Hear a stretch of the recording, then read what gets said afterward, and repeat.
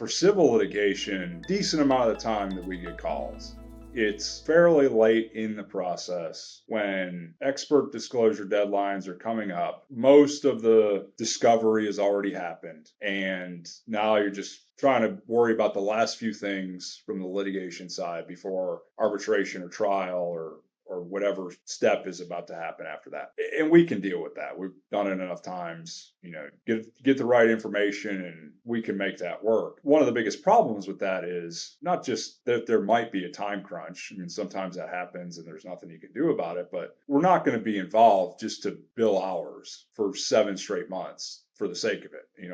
We want to be involved to be helpful. When it comes to especially the depositions of the corporate representatives or any of the financial people, there's a lot of information that is helpful for us when it comes to preparing a report, doing calculations, trying to figure out what damages might be from an economic perspective, or figuring out if there's just something not right, if something is going wrong inside this business. We can help craft questions to get at that with even just limited information that's available at that time, because it's a discovery process. You don't know a lot of information. That's why you go through it. But there's plenty of instances where it would have been really nice for the work that we're doing to figure out economic damages if 7 or 8 questions would have been asked of somebody at the company 3 months ago when they sat down for a deposition. And without answers to those questions, even if the answer is I don't know, we might be able to work with I don't know better than we can work with no answer because there was no question. And the ability to just make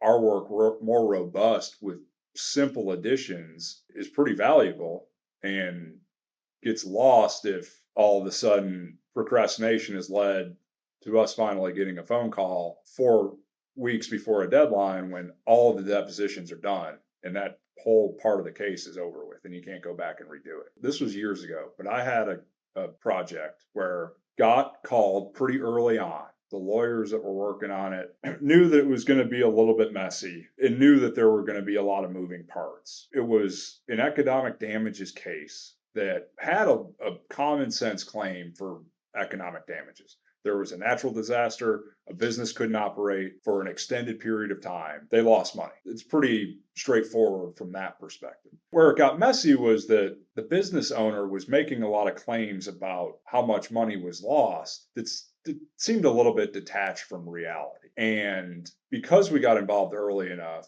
we only had a few documents, but we had enough to understand the nature of the business and then the owner, where he was involved in other things. And one of them, we were able to find out and realize that he was involved in some not-for-profits. Well, once you're above a certain size as a not-for-profit, your tax return is public information. So we went out, found the tax returns for the not-for-profits, and realized that for some reason, who knows why, maybe incompetence or ignorance or just general lack of understanding of what to do, the preparer of the tax return said that this guy was working 40 hours a week with the not-for-profit. Well, he was a doctor, and part of the claim for the business losing money was that as a doctor, he was not able to treat patients because the clinic was closed. Well, if he was working 40 hours a week for the not-for-profit, the amount of money he could make at his physician practice is kind of limited to the number of hours in the day that are left, depending on how much he sleeps. But basic math would tell you that what he was claiming was way more than what would be realistic for 24 hours a day.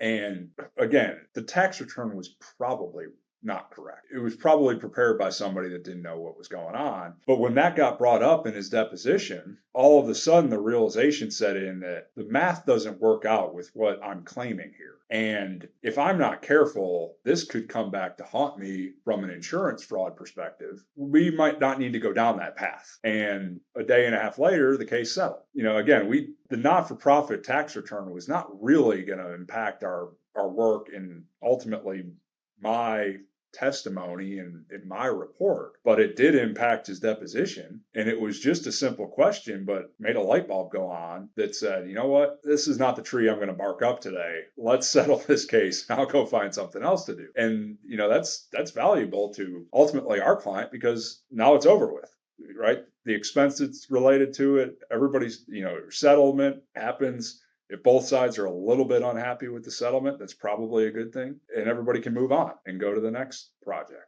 the basic questions we get asked almost every time are really just based on the experience. Have you ever done anything in this industry? Do you understand the industry? Do you understand the basic nature of whatever damages claim is out there? Or if there is some fraud, experience dealing with that, which are all great questions because if you don't have any experience with the industry, it's not a good fit, right? I mean, if you've never done anything like that before or even tangential to that, it might be completely a waste of time and effort. But to us, more important questions are, not just do you have experience with this industry? What do you know about these types of businesses and these types of customer arrangements or these types of relationships between businesses that can create problems when we're talking about litigation?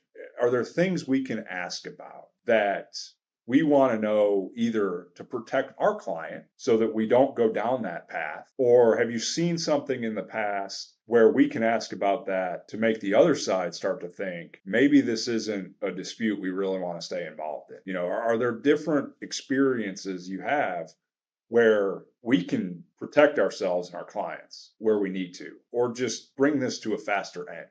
I know we're asking you about doing an expert report and maybe testifying at trial on the damages here, but if you can help us settle this thing way before we get to that point, it'd be a lot more helpful to us than it would be to have our client pay you to testify.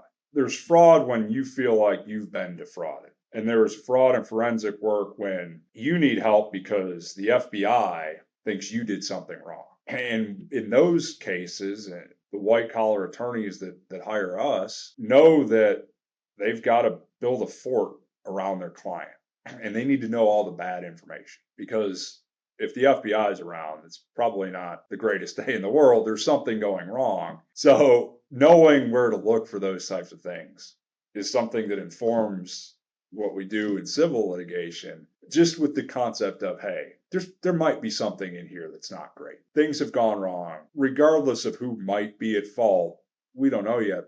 And ultimately, if that's a legal question, it's not really our area anyway. We don't care. But if we can help you figure out what you don't need to make public, maybe that's worth a lot more than calculating economic damages and testifying about it and hoping that the trial goes in your favor at the end of the day. Because we've done that so much of that stuff from a fraud perspective, there are times where there's a box you don't want to open because you know that if I open this can of worms, this is going to get very nasty. But if we just leave this alone as we're going through the investigation process, it's irrelevant to the dispute at hand. And as long as it stays irrelevant to the dispute at hand, it's not an issue for anybody. But knowing that box exists and knowing not to open it is important. And the experience of what those boxes look like is where that comes from. You don't learn that in a textbook in school.